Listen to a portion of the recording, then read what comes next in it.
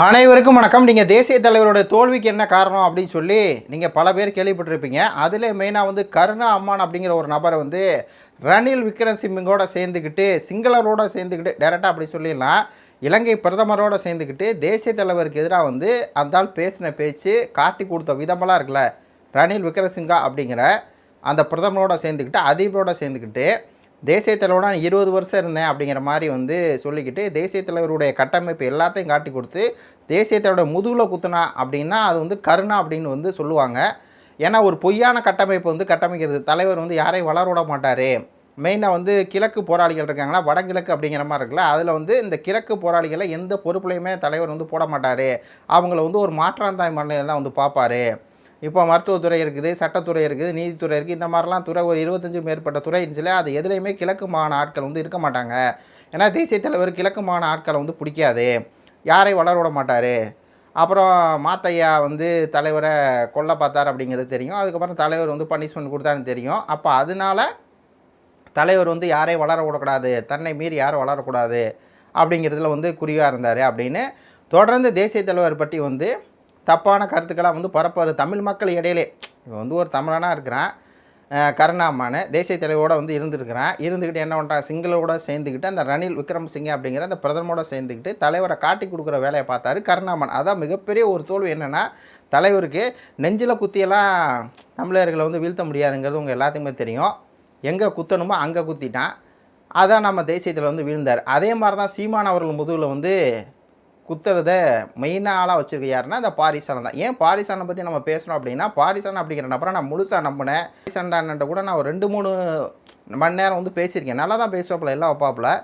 ஆனால் அப்படி அவர் சொல்கிற எல்லா கருத்தையும் ஆதரித்த நானே, நல்லா கேட்டுங்க, அவர் சொன்ன எல்லா கருத்தையும் ஆதரித்த நானே தேர்தல் சமயங்களில் சீமான மேலே வைக்கிற பல அவதூறு இருக்குல்ல, அதை வந்து என்னால் ஏற்றுக்க முடியல. தேர்தலுக்கு முன்னாடி வரையும் தன்னை நடுநிலைவாதி மாதிரி காமிச்சிக்கிட்டாரு.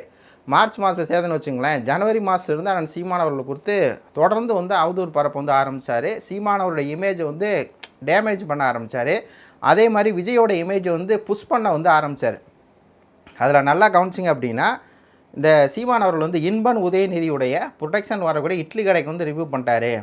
எப்படிங்க, இன்பன் உதயநிதி படத்தை வந்து ரிவ்யூ பண்ணிட்டாரு அப்படின்னாரு. அப்புறம் சீமானும் ஸ்டாலின் வந்து சந்திச்சிட்டாங்க 25x25 ரூமில். அந்த 25x22 ஏசி ரூமில் 28 நிமிஷம் பேசி சீமான் வந்து எவ்வளோ வாங்கினார் அப்படின்னா, இதுதான் சீமான் வந்து தமிழர்களை காயடிக்கிறாரு, அவதூறு. சீமானோட இமேஜை வந்து டேமேஜ் வந்து பண்ணுறாரு. சீமான் வைகோ வந்து சந்தித்தார். அதாவது யதார்த்தமாக தேவருடைய அந்த நினைவு தினமோ பிறந்த தினமோ போய் அஞ்சலி செலுத்த போகிறலையா, அப்படி போகும்போது வைகோ வர்றாரு. வைகோ சீமானவரை சந்தித்த உடனே குறிஞ்சாங்குளத்தை மேட்டரை வச்சுக்கிட்டு சீமானை வந்து துரோகம் பண்ணிட்டார் பறையர்களுக்கு அப்படிங்கிற ஒரு அவதூறு. சீமானோட இமேஜ் வந்து டேமேஜ் பண்ண. அடுத்து எல்ஜிபிடி வேட்பாளர் வந்து சீமா நிப்பாட்டிட்டாருன்னு மட்டும் இல்லாமல் அந்த எல்ஜிபிடி வேட்பாளர் வந்து காவாலையாவுக்கு வந்து பாட்டு டான்ஸ் ஆடுறாங்க அப்படின்னு தொடர்ந்து. ஏன் இப்போ சமீபத்தில் எல்லைக்கே அப்படிங்கிற ஒரு படம், அந்த படத்தை சீமானை நடிச்சிட்டார் அப்படின்னோடனே சீமானை வந்து கோமாளியாக அந்த படத்தில் காமிச்சிட்டாங்கன்னு அண்ணன் சீமானுடைய தத்துவத்துக்கு ஏற்ற மாதிரி தான் அந்த படத்தில் அவர் இருக்கார். அவர் வந்து இமேஜ் அந்த படத்தில் வந்து பன்மடங்கு அதிகமாக தான். ஆனால் அந்த பூரிசாலன் அப்படிங்கிற இந்த பொய்சாலன் வந்து அதை பொய்யா பரப்புறாப்பில். இப்படி அண்ணன் சீமானோட இமேஜ் வந்து சரிக்கும் போதே நீங்கள் தெரிஞ்சிருக்கும் இது யாரோட மெத்தட் அப்படின்னு. அதே மாதிரி நாம் தமிழ் கட்சி வந்து யாராவது காளியம்மாள் யாராவது வெளியே போயிட்டாங்கன்னா சீமான் தன்னை விட யாரும் வளர மாட்டார். அதான் தேசிய தலைவர் பற்றி கருணா என்ன சொன்னாரோ அதே விஷயத்தை இங்கே உட்காந்து தமிழ்நாட்டுடைய கருணாவானா பாரி சொல்லிக்கிட்டு இருப்பார்.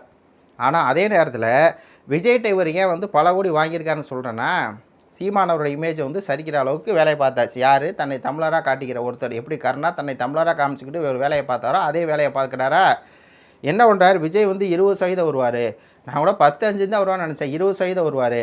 எப்படிங்க 20% விஜய் வருவார் அப்படின்னாரு. அப்புறம் அவரை தான் ஆட்சியை பிடிக்குவான்னு அது வேறு விஷயம். அந்த 20% வருவார் அப்படின்னு சொன்னது. அடுத்து விஜய் பெரம்பலூரும் ஜெயிப்பாரா, திருச்சியும் ஜெயிப்பாரா, ஏன் 2 தொகுதியில் போட்டி போகிறார் அப்படின்னா அவருக்கு ஜெயிக்கணும் ஆசை இருக்கான். இப்போ 2 தொகுதியில் போட்டி போகிறனால அண்ணன் சீமான் சொல்லிட்டு இருந்தார், அது வந்து செலவு, ஓ மேலே நம்பிக்கை இல்லாத ஒருத்தன் தான் 2 தொகுதியில் நிற்பான் அப்படிங்கிற மாதிரி நம்ம சொல்லிட்டு இருந்தோம். ஆனால் இவர் என்ன ஜெயிக்கணும், ஒன்றுலன்னா ஒன்று ஜெயிக்கணும் அப்படிங்கிற தீர்க்கமான முடிவு இருக்கனால தான் சீமான் வந்து விஜய் வந்து 2 தொகுதி நிற்கிறாருன்னு சொல்லி அது முட்டு கொடுக்குது. அடுத்து கரூர் சம்பவத்தில் விஜய்க்கு வந்து அநீதி நடந்துருச்சு, இது காரணம் வந்து விஜய் கிடையாது, திமுக தான் காரணம், செந்தில் பாலாஜி தான் காரணம், ஸ்டாலின் தான் காரணம், அவங்க ஏன் திட்டமிட்டு பண்ணிடக்கூடாது, சிபிஐ விசாரிக்கணும் அப்படி.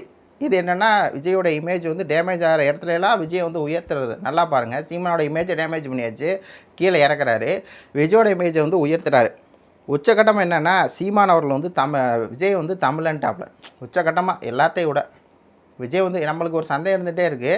ஏன்னா விஜயோட அம்மா வந்து ஹைதராபாத்லேருந்து வந்தோம், செகந்திராபாத்தில் வந்தோம், நாங்கள் நாகிரெட்டிகிட்ட தான் வேலை பார்த்தார் எங்கள் அப்பா அப்படிங்கும்போது அவங்க அம்மா வந்து தெலுங்கு அப்படிங்கிற மாதிரி தான் இருந்துச்சு. ரெண்டாவது அவங்க அப்பா சந்திரசேகர் வந்து அவர் வந்து வெள்ளாளருங்கிறாங்க. ஆனால் அது ஒன்றும் தங்கச்சி மடம் அப்படி இப்படின்னு இதாகிட்டே இருக்குது, தமிழராக இல்லைன்னு கன்ஃபியூஸ் ஆகிட்டு இருக்குது. ஆனால் பாரிசா என்ன பண்ணுறாரு, விஜய் தமிழர் தான் சொல்லி விஜய்க்கு வந்து ஒரு இமேஜ் பில்டிங் வேலை பார்க்குறாரு. புரியுதுங்களா உங்களுக்கு? இது முக்கியம். அடுத்து அப்படி போய்ட்டுங்களே விஜய் தான் சிஎம்னு சொல்லி ஒரு வீடியோ போட்டாப்புல. புரியுதுங்களா உங்களுக்கு?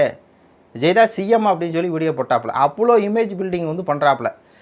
அதுக்கப்புறம் நான் வந்து விஜய்க்கு வாழ்த்து சொல்கிறேன், தமிழன் விஜய் வந்து ஜெயிச்சிட்டாப்புலன்னு சொல்லி. ஆனால் இதை நல்லா பாருங்கள், விஜய் பாரிசான் பேசியிருக்க வேண்டியது என்ன அப்படின்னா, விஜய் வந்து காங்கிரஸோட கூட்டணி வச்சிட்டாரு, இனத்தை அழிச்ச கட்சி காங்கிரஸோட விஜய் கூட்டணி வச்சிட்டார், நான் விஜய் வந்து எதிர்க்கேன்னு சொல்லி எதிர்க்கல. அமைச்சரவையில் காங்கிரஸுக்கு வந்து இடம் கொடுத்தார எதிர்க்கல. நல்லா பாருங்கள், சும்மா துரோகம் பண்ணிட்டார் விஜய், அவ்வளோதான். ஒரே வார்த்தையில் முடிச்சிருப்பாப்புல. ஒரு வேண்டுகோளாக வச்சுக்கிறேன் விஜய், நீங்கள் வந்து காங்கிரஸோட சேராதீங்க, அதிமுக சேராதீங்க, அவ்வளோதான். அடுத்து திராவிடம் தூக்கிட்டு வர விஜய். அந்த திராவிட தூக்கிட்டு வர விஜய் வந்து முதல் நாள்லேருந்தே பாரிசான் எதிர்க்கல. திராவிடமும் தமிழ் தேசியம் என்னோட கண்ணுன்னு சொன்ன விஜயை பாரிசான் முதல் நாள்லேருந்தே எதிர்க்கல. புரியுதுங்களா? இவரை தான் கொள்கை தலைவர் சொன்ன விஜயை பாரிசான் முதல் நாள்லேருந்து எதுக்கல. இடையில ஆதரிச்சு எல்லா இடத்துலையும் ஆதரிச்சிட்டே இருப்பாப்புல. ஒரு சாஃப்ட் நோன் வந்து போயிட்டே இருக்குது. சும்மா ஒரு இடத்துல இப்படி பண்ணுறாங்க அப்படி பண்ணுறாங்க, அவ்வளோதான். ஆனால் திராவிட தூக்கிட்டு வர விஜயை வந்து பாரி எதிர்க்கல. ஈவரா தூக்கிட்டு வர விஜயை வந்து பாரி வந்து எதிர்க்கல. அடுத்து சுற்றி வந்து பார்த்திங்கன்னா பிறமொழியால் தான் இருக்கிறாங்க. நாம் தமிழர் கட்சியில் ஒருத்தவங்க இருக்காங்க, 2 பேர் இருக்காங்க அப்படின்னா எதிர்க்கிற பாரிசாலன் சுற்றி வச்சுருக்காரு. இன்றைக்கி கூட 2 பேரை முக்கிய இடத்துல வந்து வச்சுருக்காரு, எதிர்க்கலை. அடுத்து திரைக்கவர்ச்சி அப்படிங்கிற இந்த அரசியல் வந்து ரொம்ப ஆபத்தானது. அது வந்து பாரிசானுக்கு நல்லா தெரியும். ஆனால் அதை பற்றி பேசவே இல்லை. திரைக்கவர்ச்சி அப்படிங்கிற ஒன்றை மட்டுமே வச்சுக்கிட்டு தமிழ்நாட்டை ஆளலாம் அப்படின்னு நினைக்கக்கூடிய அந்த விஜயோடைய அரசியலை பாரிசானை எதிர்க்கணும். ஏன் எதிர்க்கலை? இதெல்லாம் எதிர்த்தா விஜயோட இமேஜ் வந்து டேமேஜ் ஆகும்.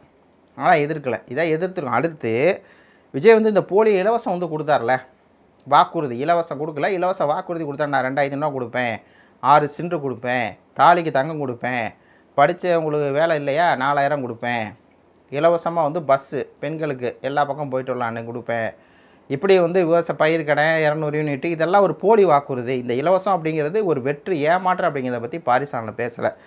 இதே மாதிரி பார்த்திங்கன்னா அடிக்கிட்டே இருக்கலாம். இப்போ கூட கரண்ட்டு கட்டு வந்து போயிட்டே இருக்குது, அதை பற்றி வந்து பேச மாட்டார்.